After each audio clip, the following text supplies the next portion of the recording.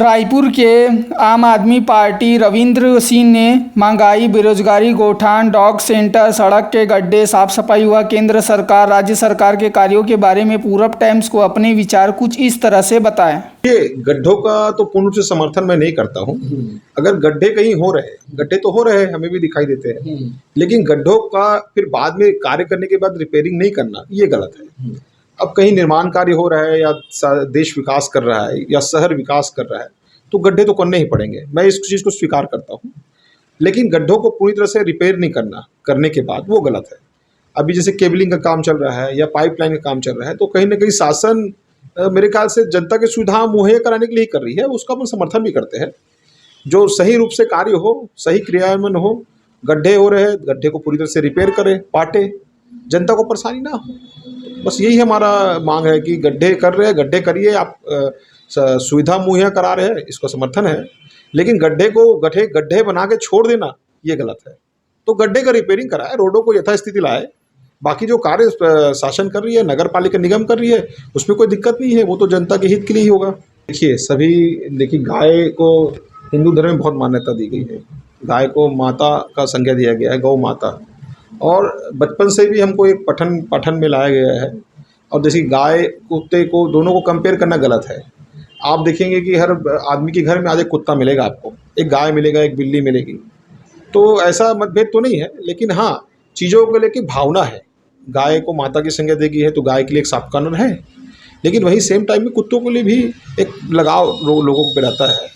कुत्तों हो, गाय हो या कोई भी जानवर हो, सबको प्रॉपर सम्मान मिलना चाहिए। एक हाँ, रास्ते में जो गाय बैठी रहती है उसके लिए कांदी हाउस या गौठान की व्यवस्था राज्य सरकार को करनी चाहिए, ताकि उचित रूप से उनका निर्धारण हो पाए। रास्तों में बैठना तो गलत है।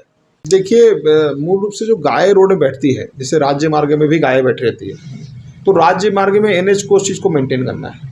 एनएच को वो स्कीमें बनानी चाहिए, वो नियमें बनानी चाहिए कि गाय ना बैठे, या वो व्यवस्था बनानी चाहिए, या ऐसे लोगों को नियुक्त करना चाहिए कि पर्टिकुलर रोड में वॉच करें। गाय रोडों पे हम तो देखते हैं, बड़ी बड़ी रोडों पे गाय बैठी रहती है, शासन को उसमें कोई दिक्कत नहीं होती, भले एक्सीडेंट होता रहता है तो भी कोई फ़र्क नहीं पड़ता। लेकिन सरकार को कुछ कड़ा कदम लेना चाहिए रोड में बैठने वाले जीव जंतुओं के लिए, ताकि एक्सीडेंट ना हो, क्योंकि किसी का जान चले जाता है एक्सीडेंट में तो वो बड़ा गलत हो जाता है। डॉग सेंटर भी बनाना चाहिए, गाय का भी इलाज होना चाहिए। अब मैं तो देखा नहीं, मैंने गौठान नगर पालिका निगम के अंतर्गत कहाँ पे गौठान है मैंने देखा नहीं है। जब अगर मैं देख पाऊँ तो उस विषय पे ज़्यादा अच्छे से बात कर पाऊँ। लेकिन अगर गौठान होगा तो अच्छी चीज़ है, वो सुविधाएं सब जानवरों को अगर दे रहे हैं तो अच्छी बात है। अगर नहीं है, और जैसे कि इनका ट्रेंड रहा है कि योजना निकाल देते हैं, योजना का क्रियान्वयन नहीं करते, तो उस ट्रेंड के हिसाब से इनका समर्थन करना बड़ा गलत है। क्योंकि योजनाएं तो बहुत सारी निकालते हैं लोग, लेकिन योजनाओं का क्रियान्वयन, मूल्यांकन बिल्कुल नहीं हो पाता। ये महंगाई तो चरम पे आ गई है। महंगाई का तो समर्थन करना मतलब अपने पेट पे लात मारना है। देखिए, केंद्र सरकार के है या राज्य सरकार है, सरकार कोई भी हो, आज भारत जो वर्ष है इस महंगाई की जिम्मेदार है। जो भ्रष्टाचार हमारे पहले की लोकतांत्रिक पार्टियों ने किया, जो सब पुरानी सरकारों ने किया, वो है, चाहे अभी वर्तमान में सरकारें जो क्रियान्वित कर रही है, ये सारे सरकारों ने जो भ्रष्टाचार किया, यही कारण है महंगाई का। क्योंकि आज सरकार के पास पैसे नहीं है, देश चलाने के लिए पैसे नहीं है। जो कर्ज लिया जा रहा है, लाखों करोड़ रुपए का कर्ज, आज विदेश कर्ज हो, हर सरकार विदेशों से कर्ज लेती है। तो ये जो कर्ज का बोझ बढ़ता है, साथ में भ्रष्टाचार, ये देश को खा जाता है। तो ये कर्ज का निर्धारण कैसे होगा, कर्ज का वापसी कैसे होगा, ये जनता से होगा। तो 10 रुपये की चीज़ को 20 रुपये में बेचना इनकी मजबूरी बन गई है, क्योंकि इन्होंने कर्जा इतना ले लिया, इन्होंने भ्रष्टाचार इतना कर दिया है कि इनकी ज़रूरत है, भी ब्याज देना है, रकम वापसी करनी है। तो ये महंगाई का कारण भ्रष्टाचार है और अनियंत्रित भ्रष्टाचार है। तो ये इस तरह से चलते रहा भ्रष्टाचार, तो महंगाई दिन प्रतिदिन बढ़ती रहेगी, वो तो बढ़ना ही है।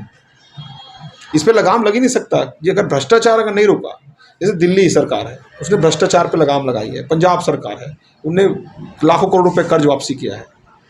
जो पंजाब सरकार कर्ज था उसको कम किया है, दिल्ली सरकार ने कर्ज कम किया है, बढ़ाया नहीं है।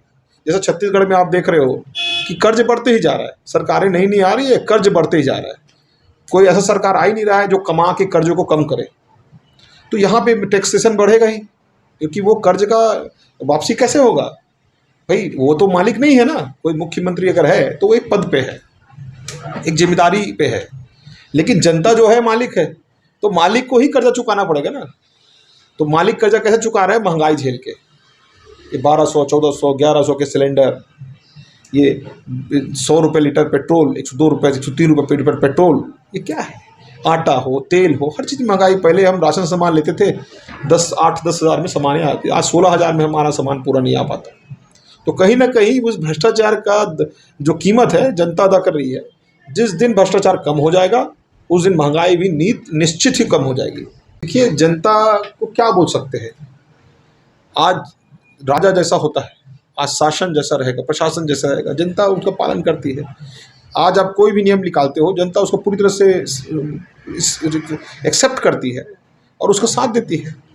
आज आप बोल रहे हैं कि 100 रुपये लीटर पेट्रोल लीजिए, जनता ले रही है। आज आप जो बोल रहे, आज जो नियम आप ला रहे हैं, आप बोल रहे हैं जीएसटी इतना रहेगा, हम पटा रहे हैं। या जो भी नियम राज्य सरकार या केंद्र सरकार लाती है, जनता तो उस चीज़ों का निर्वहन कर ही रही है ना। जनता क्या बोलेगी? जनता विरोध कर सकती है, और विरोध हम आज भी कर रहे हैं। लेकिन हमारे विरोध करने से क्या होगा? ये भ्रष्टाचार तो कम हो ही नहीं रहा ना। दिन प्रतिदिन भ्रष्टाचार होते ही जा रहा है, होते ही जा रहा है। हजार हजार करोड़ ये फिजूल की चीज़ों पे करते हैं, फिजूल की चीज़ों पे लगा देते हैं। जनता के हित के लिए कहीं पैसा नहीं लग रहा है। आज भी स्वास्थ्य की छत्तीसगढ़ में व्यवस्था है, जीरो है।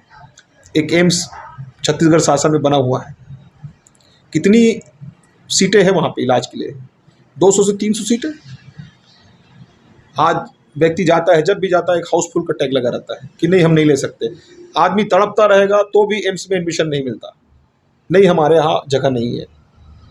आप मेकाहारा चले जाओ, वही स्थिति मेकाहारा की है। अब जिला अस्पताल की तो बात ही छोड़ दी। जिला अस्पताल में एक प्राइमरी रिफर सेंटर है, बेसिक ट्रीटमेंट करेगा और रिफ़र कर देगा। प्राइवेट अस्पताल जाने की योग्यता आज 70% लोगों के पास नहीं है। एक दिन का खर्चा वहन प्राइवेट अस्पताल का लोग नहीं कर पाते। टेस्ट की बात करें, सामान्य टेस्ट इतने महंगे हैं, चाहे MRI हो, ECG हो, इको हो, कहाँ सस्ता कहाँ है देश में? स्वास्थ्य सस्ता है ही नहीं।